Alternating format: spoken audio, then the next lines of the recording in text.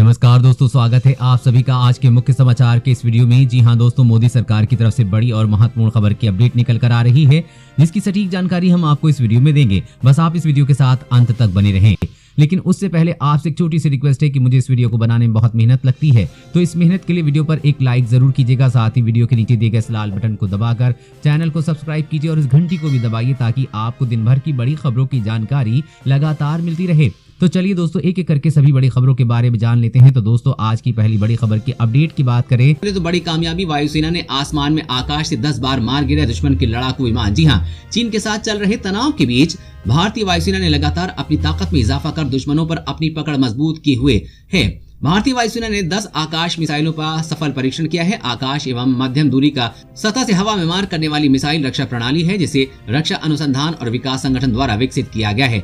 वायुसेना अधिकारियों ने बताया कि भारतीय वायुसेना ने अभ्यास के दौरान आकाश मिसाइलों और कंधे से हवा में मार करने वाली मिसाइलों का सफल परीक्षण किया है। इन मिसाइलों का परीक्षण आंध्र प्रदेश के सूर्यलंका परीक्षण रेंज में पिछले सप्ताह किया गया था। लक्ष्य पर दागी गई अधिकांश आकाश मिसाइलों ने सीधा प्रहार किया है। लड़ाई के दौरान दुश्मन के विमानों को मार गिराने के लिए ये मिसाइलें संयुक्त गाइडेड हथियारों से लैस हैं। खास बात यह है कि इन दोनों प्रणालियों को वर्तमान में पूर्वी लद्दाख और अन्य क्षेत्रों में वास्तविक नियंत्रण रेखा यानी कि LAC के साथ तैनात किया गया है, ताकि दुश्मन के किसी भी विमान को भारतीय वायु सीमा में घुसने से रोका जा सके। और अगली बड़ी खबर की बात करें तो ई कार और ई बाइक पर ऐसा बम्पर ऑफर कि आप भी रह जाएंगे हैरान। जानिए क्या है दिल्ली सरकार का प्लान। जी हाँ, दिल्ली में गाड़ियों के बढ़ते प्रदूषण को कम करने के लिए राज्य सरकार ने दिल्ली स्विच अभियान शुरू किया है। इस अभियान के तहत लोगों को इलेक्ट्रिक वाहनों के फायदे गिनाए जाएंगे और अगले 2 सालों में राजधानी में इलेक्ट्रिक वाहनों की संख्या 25% करने का टारगेट रखा जाएगा। दिल्ली के मुख्यमंत्री अरविंद केजरीवाल ने दिल्ली स्विच अभियान शुरू करते हुए कहा कि दिल्ली सरकार ऐसी पॉलिसी तैयार करेगी जिसके तहत किराए पर अब सिर्फ इलेक्ट्रिक वाहन ही लाए जाएं।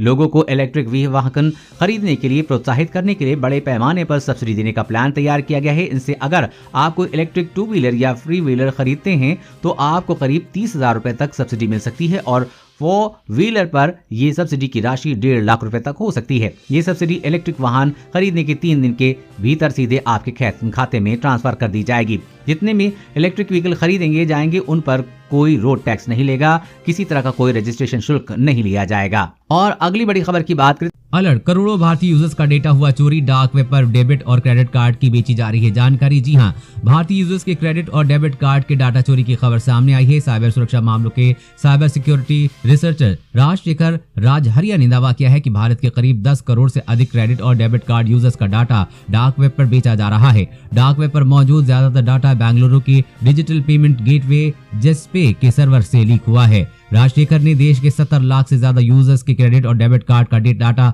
लीक होने का दावा किया है। सिक्योरिटी रिसर्चर ने बताया है कि लीक हुए डाटा में यूजर्स के नाम, फोन नंबर और ईमेल एड्रेस के अलावा उनके पैन कार्ड के पहले और आखिरी 4 डिजिट की भी शामिल हैं। लीक हुआ डाटा पेमेंट प्लेटफॉर्म जस्पे से हुआ हो सकता है, जिसकी मदद से अमेजन, मेक माई ट्रिप और स्विगी जैसे मर्चेंट के भुगतान होते हैं। रिसर्चर राजशेखर का कहना है कि डेटा डार्क वेब पर बेचा जा रहा है।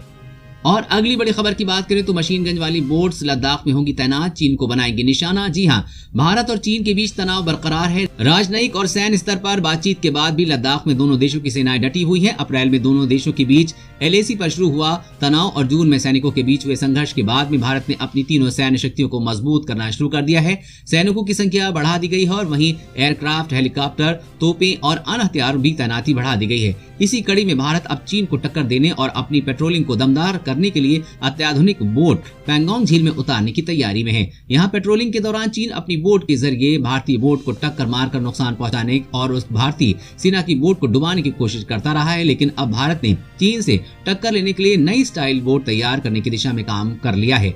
ये बोट्स पूरी तरह से स्वदेशी होंगी, जिसे भारत में ही बनाया जा रहा है। कहा जा रहा है कि अगले साल गर्मियों तक भारतीय सेना पूर्वी लद्दाख में पैंगोंग झील में इन बोट्स को उतार देगी। बोट्स में फायरिंग के लिए सामने हल्की मशीन गन लगाई जाने की व्यवस्था की जाएगी। अंदर से फायर करने के लिए लूप होल्स बनाए जाएंगे। और अगली बड़ी खबर की बात करें तो आम आदमी को लगा महंगाई का झटका, बढ़ गई घरेलू LPG सिलेंडर की कीमतें। जी हां, आम आदमी को महंगाई का झटका लगा है और घरेलू गैस की कीमतों में एक बार फिर से इजाफा हुआ है।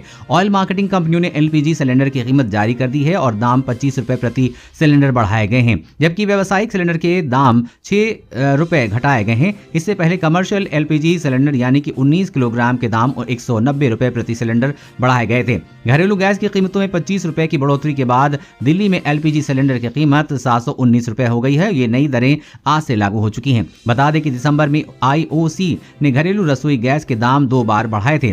कंपनी ने 2 दिसंबर को 50 रुपए की बढ़ोतरी की थी। इसके बाद 15 दिसंबर को 50 रुपए फिर बढ़ाए गए थे और अब एक बार फिर से 25 रुपए प्रति सिलेंडर बढ़ा दिए हैं। और अगली बड़ी खबर की बात करें तो गेमिंग विज्ञापनों के जरिए नहीं फैला सकेंगे भ्रम, टीवी चैनलों के लिए जारी हुई एडवाइजरी। जी हां, सूचना एवं प्रसारण मंत्रालय ने सैटेलाइट टीवी चैनल पर प्रसारित होने वाले ऑनलाइन गेमिंग, फैंटेसी, स्पोर्ट्स संबंधित विज्ञापनों पर गाइडलाइंस जारी की है। मंत्रालय ने प्रसारकों को सलाह दी है कि विज्ञापन किसी भी ऐसी गतिविधि को बढ़ावा न दें जो कि कानूनी रूप से प्रतिबंधित है। विज्ञापनों में 18 वर्ष से कम उम्र के व्यक्ति का चित्रण प्रतिबंधित है। साथ ही विज्ञापनों में ऑनलाइन गेमिंग को अतिरिक्त आमदनी या रोजगार के जरिए के रूप में नहीं दिखाया जाएगा। सूचना एवं प्रसारण मंत्रालय ने शुक्रवार को जारी एडवाइजरी में टीवी चैनल पर ऑनलाइन गेमिंग के विज्ञापनों पर चिंता जताते हुए कहा कि इसमें भ्रामक सूचना होती है। ये विज्ञापन आर्थिक खतरे के बारे में सही जानकारी नहीं देते हैं।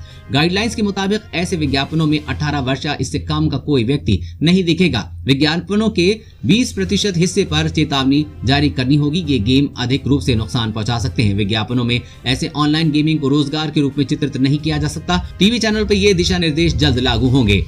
और अगली बड़ी खबर की बात करें तो रूस के साथ S-400 डील को लेकर भारत पर प्रतिबंध लगा सकता है अमेरिका। रिपोर्ट में हुआ बड़ा खुलासा। जी हां, अमेरिकी संसद से जुड़ी एक रिपोर्ट में चेतावनी दी गई है कि रूस निर्मित S-400 वायु रक्षा प्रणाली खरीदने के लिए अरबों डॉलर के भारत के सौदे पर लेकर अमेरिका उस पर पाबंदियां लगा सकता है। भारत ने ट्रंप प्रशासन की चेतावनी के बाद भी 4 S-400 खरीदने के लिए रूस के साथ $5 अरब का सौदा किया था। ट्रंप प्रशासन ने चेतावनी दी है कि ऐसा करने से भारत पर अमेरिकी प्रतिबंध लग सकते हैं। भारत ने इस मिसाइल प्रणाली की रूस को 2019 से $80 करोड़ की पहली किस्त का भुगतान किया है। S-400 रूस की सबसे उन्नत लंबी दूरी तक सतह से सतह पर मार करने वाली मिसाइल के रूस में जानी जाती है। पिछले महीने रूस ने कहा था कि अमेरिकी पाबंदी की धमकी के बावजूद S-400 मिसाइल प्रणाली की पहले खेप की आपूर्ति समेत वर्तमान रक्षा सौदों को अमली जामा पहनाया जा रहा है। भारत को S-400 मिसाइल प्रणाली मिलने के बाद सीमा पर चीन और पाकिस्तान को कड़ी टक्कर मिलेगी। और अगली बड़ी खबर की बात करें तो खुशखबरी, SBI ने 40 करोड़ ग्राहकों के लिए किया बड़ा ऐलान। आसान हुआ आपके खाते से जुड़ा नियम। जी हां, स्टेट बैंक ऑफ इंडिया के कस्टमर्स के लिए ये अच्छी खबर है। कस्टमर्स के लिए खाते में नॉमिनी का नाम जुड़वाना मुश्किल काम होता है, जिसे बैंक ने अब काफी आसान कर दिया है। SBI के एक ट्वीट के मुताबिक कस्टमर अब खाते में नॉमिनी का नाम जुड़वाने के लिए बैंक की वेबसाइट www.onlinesbi.com पर विजिट कर सकते हैं और नॉमिनी का नाम रजिस्टर कर सकते हैं। ये काम ब्रांच में जाकर भी कराया जा सकता है। खाते में नॉमिनी का नाम जुड़वाना काफी अहम होता है। दुर्भाग्यवश अगर कोई घटना हो जाए तो खाते में जमा राशि नॉमिनी को ही दी जाती है। अगर नॉमिनी का नाम न हो तो जमा राशि पाने के लिए काफी पापड़ बेलने पड़ते हैं और कागजी कार्रवाई पूरी करने के बाद ही